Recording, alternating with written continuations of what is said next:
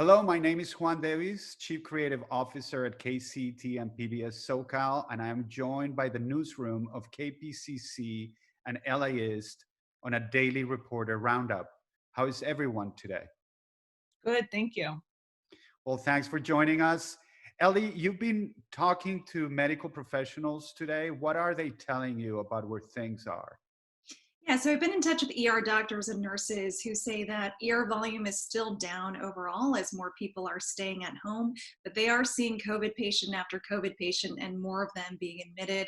LA County officials announced today there are currently 1,059 people who are hospitalized with COVID 19. About 18% are in ICUs, about 15% are on ventilators.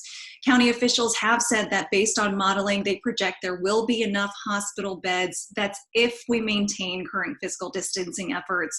In terms of ICU beds specifically, they expect we will need about 400 to 500 more, and efforts to add them are currently underway, like reopening St. Vincent's Medical Center as a surge hospital. We also got big news, probably expected news today from LAUSD, which is something Carla followed for us. Yeah, after a week or so of recommendations from the state and county levels, it is official now. Superintendent Austin Buettner announced that LAUSD campuses will remain closed through the end of the school year, and they'll stay closed through summer school too. But that doesn't mean that school is over necessarily. In the update, he shared what remote summer school will look like. It'll be open to students from all levels. There'll be these 4-week blocks with focuses in literacy, math, and critical thinking.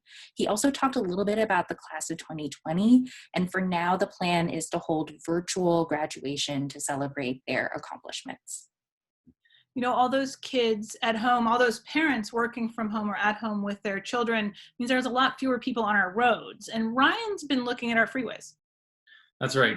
So of course, you don't have to really go far to realize that people are driving a whole lot less. So I wanted to get a sense of just how much less. So I reached out to Caltrans, and they measure and monitor freeway traffic. And in the 5 weeks between March 2nd and April 6th, countywide freeway traffic fell an average of about 34%. So we effectively cut traffic by a third in that 5 week period. And heavy truck traffic in particular too was down by a third. Some freeways saw bigger declines than other too. The 405, for instance, traffic is down about 45%. So pretty sizable impact right now to traffic. Ryan, all those cars that are not in the freeway, what is their impact on our air quality?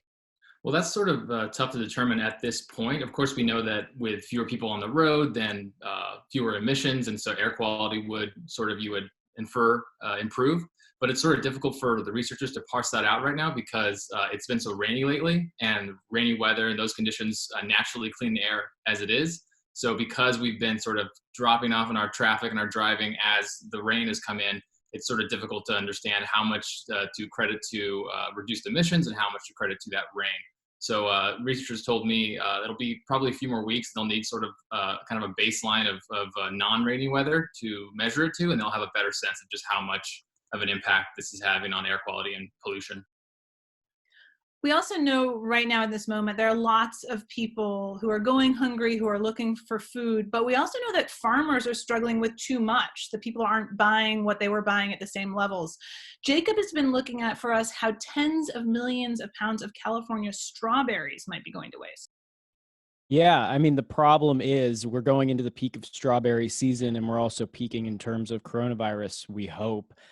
So all the restaurants, wholesale food operations, exports, a lot of it's just shut down. And that makes up approximately 30% of the peak strawberry amount that we're going to see in the coming weeks. So what is going to happen to all those strawberries? Some will be donated to food banks, but the supply chain is not robust enough or flexible enough to really handle that volume and redistribute it all over the United States or all over the world.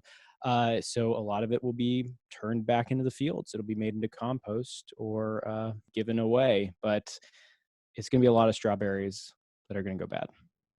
Well, thank you so much to all of you at the newsroom of KPCC and LAist. And thank you all for tuning in. Take care of yourselves, take care of your families, and we will see you tomorrow.